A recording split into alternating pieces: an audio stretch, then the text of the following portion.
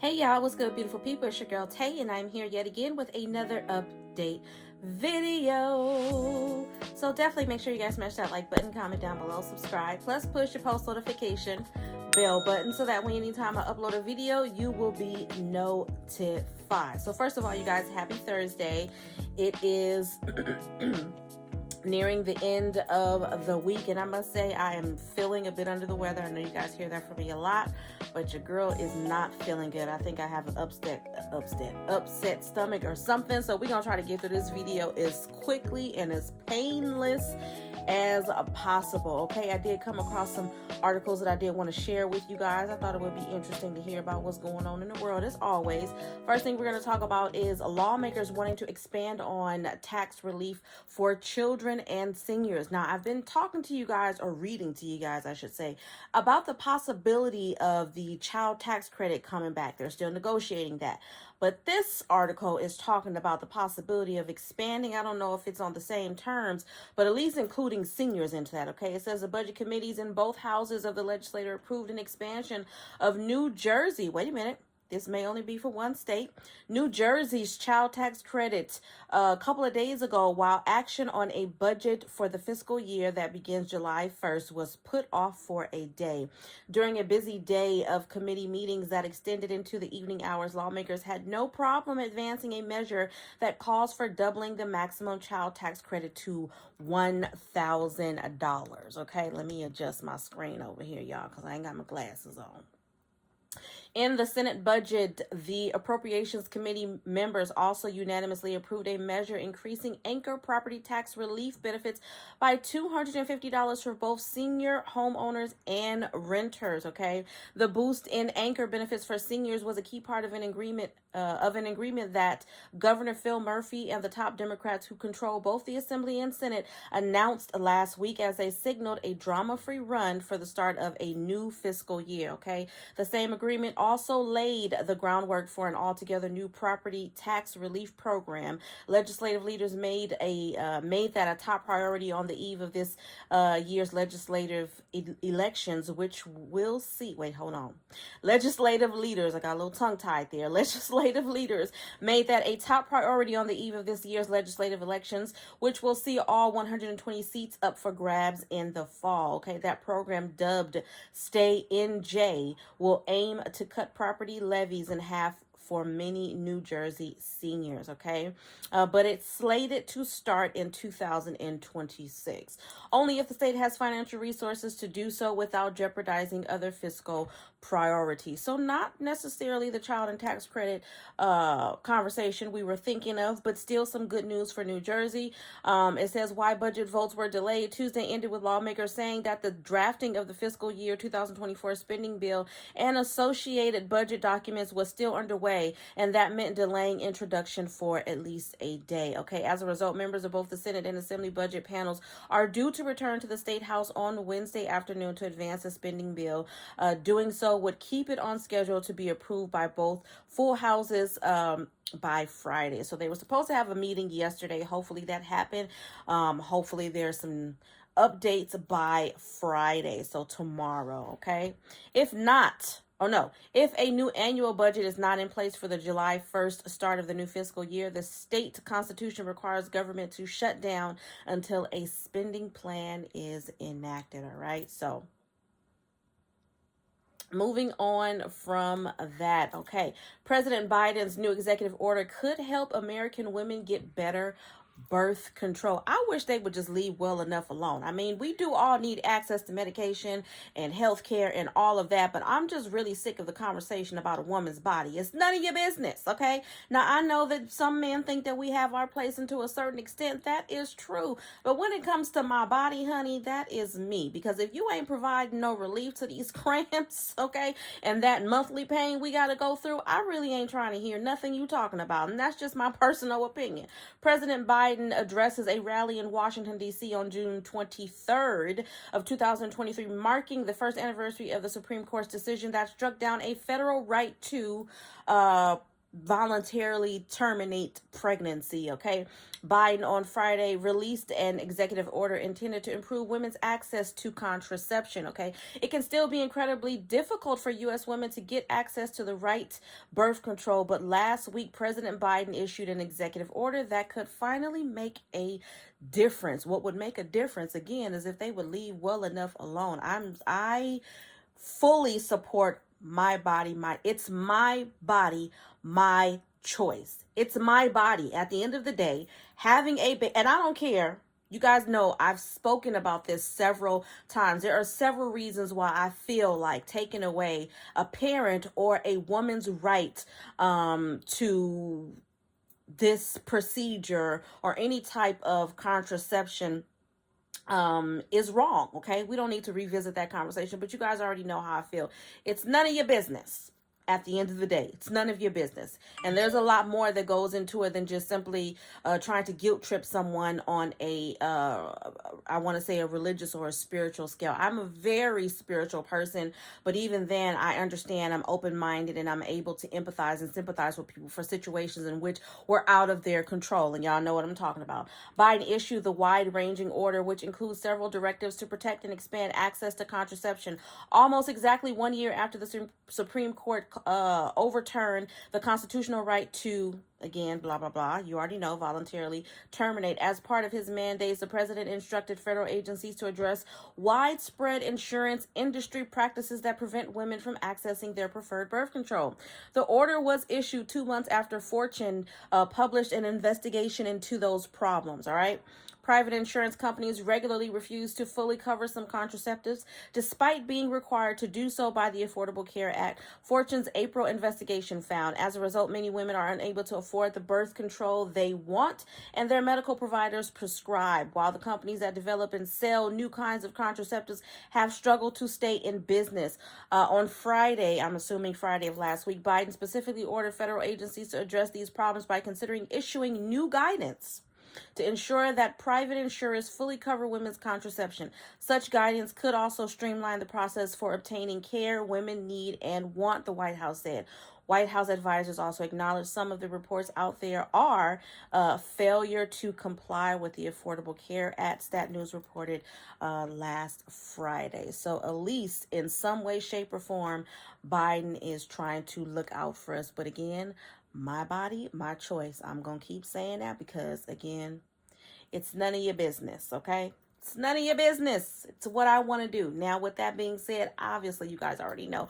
Personally, that's not something that I would do for myself, my body, myself, okay? However, I can say what I would do if I was ever presented with a situation as a mother of 5 girls who was in a situation that was, again, outside of their control. And ended up in a situation that I didn't feel that they were prepared for. I just think that it's not as black and white as people try to make it, okay? There's a little bit of gray area in this scenario, okay? I personally would not voluntarily terminate any pregnancy, obviously, okay? I've got 6 kids, but I do think that still needs to be an option in the world for those who may need that choice for various reasons, okay? Jumping back into the many problems in California. Wait a minute now. Hold on. My screen did something strange, y'all. Okay. Many people on social media are upset with California's Employment Development Department, also known as EDD, because its new website, My EDD, has been having issues since last Friday. EDD posted a statement in a Facebook comment on Monday saying, "We are experiencing a higher volume than usual logging into My EDD. If you are having difficulties logging in, please try again later. We apologize for the inconvenience." Originally, the EDD's Facebook post had hundreds of comments, but now many have been deleted. Okay. Many people across California are still experiencing the same issues, even though EDD claims the website is now functioning properly. One person said, "I tried just recently to log into there. The same issue I've been having since the beginning," said John Elias of Fresno. A man living in the Bay Area sent in the statement saying he also has been experiencing the same thing. "The new EDD platform is straight garbage," he says. "Thousands and thousands of people haven't been able to certify their benefits, including myself. I'm a union electrician and waiting for my company to land and jobs. It's funny that EDD would give anyone money during the pandemic, but can't get their new platform ready for the people in need of it, said Tim Jensen. It's really awful. No wonder why a lot of people have left California. I would be gone myself, but I have kids going to school here. It don't go into your bank account. I'm reading this word for word. These are comments, you guys. It don't go into your bank account. It don't go into your nothing, said Elias. You're just left without the money, no money. So everything that you kind of hope for and plan for the money is just, and then he shrugs his shoulders. He is worried he won't be able to pay his bills on time. PG&E was due yesterday and I had to call them. Luckily, they gave me an extension for that, said Elias. The rent is coming up. But I mean, it goes on and on and on. These people are basically going on and on and on. We know that they are having problems. They have been having problems. This is one of the many things that I have talked to you guys about on this channel, about all of the things that I think they could be putting their money towards, especially when it comes to the technical side and the evolution of our technical provisions. Okay, I definitely think that they need to invest in making sure that the things they have set up, especially geared towards dishing out money or distributing any money for people, are running smoothly and up to date, so that people are not in these situations where they're having to call and get extensions and, you know, banking on money to come in on a certain day and then it just never shows up. These are the things that I think that they should be investing in, instead of worrying about what's going on with my uterus, your uterus, the next girl's uterus. That's none of your business, but this very much is your business. This very much is something that you can do something about. Just my personal opinion. Y'all know I'm gonna give it to you. Moving on from that, I believe there was one more thing that I wanted to talk to you guys about, and it is, so we've got a $425 million Equifax privacy settlement that has been extended in terms of deadline to file claims. The $425 million class action settlement has been agreed on with Equifax over a massive data breach that took place several years ago. In September of 2017, Equifax announced its experienced a data breach which impacted the personally identifiable information, also known as PII, of approximately 147 million people in the United States. Okay, a federal court approved a class action settlement that resolves lawsuits brought by consumers after the data breach. Equifax denied any wrongdoing and no judgment or finding of wrongdoing was made. Equifax is also offering free identity restoration services to those who have had their information impacted. Those that qualify will be eligible for at least 7 years of free assisted identity restoration services to help you remedy the effects of identity theft and fraud. Services will be available for at least 7 years after January 11th of 2022, which is the settlement effective date for this open class action. Okay, if you are a class member, the extended deadline to the file claims have been moved up to January 22nd of 2024. The initial deadline to file initial claims period for free credit monitoring or up to $125 cash payment and other cash reimbursed passed on January 22nd of 2020. For additional security, extended claims period claims for minors may only be sent by U.S. mail. Okay, so aside from the cash payment of $125 for being a class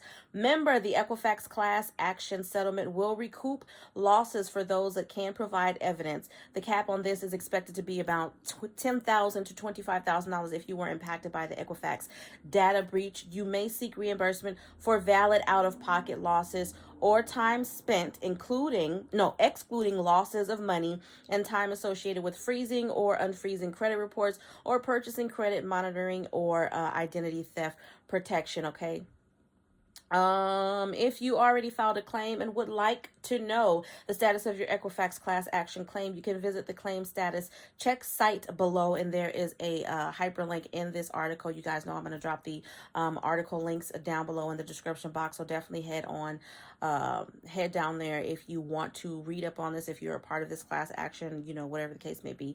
How do you file a claim if you haven't already? To be eligible, you must file a claim form for out-of-pocket losses or time spent. If you incurred out-of-pocket expenses or spent time resolving identity issues tied to the Equifax data breach between January 23rd of 2020 and January 22nd of 2024, the extended claims period, you can file a claim. Okay, again, there's going to be hyperlinks in this article, so you should be able to just click that and it should take you to the website where you should, hopefully, if it's very user-friendly, should be able to fill out a claim there. It looks like the payment is $125 if you are not able to prove prove that you have incurred any other expenses trying to fight off any issues as a result of this. Other than that, as I mentioned before, you could potentially get up to 10,000. I think it was 10,000 to 25,000.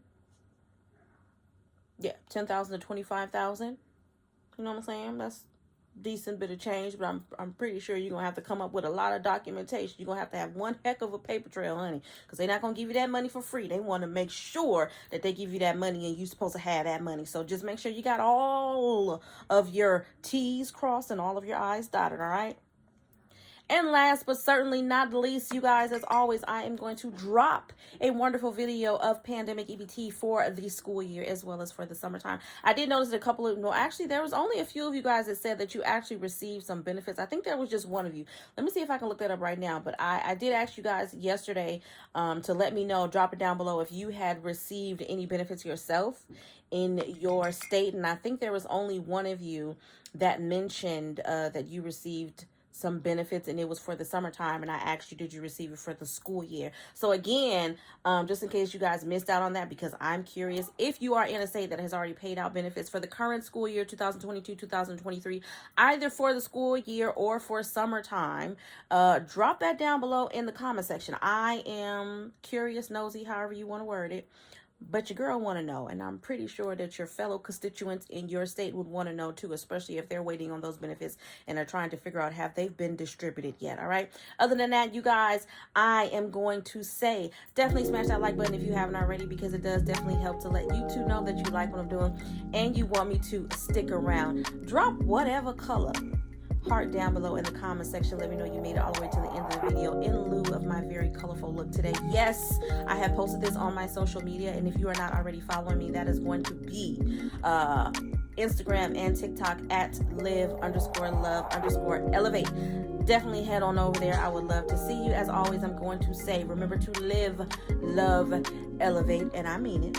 And I would definitely see you guys in the next video. Peace, babes. Bye.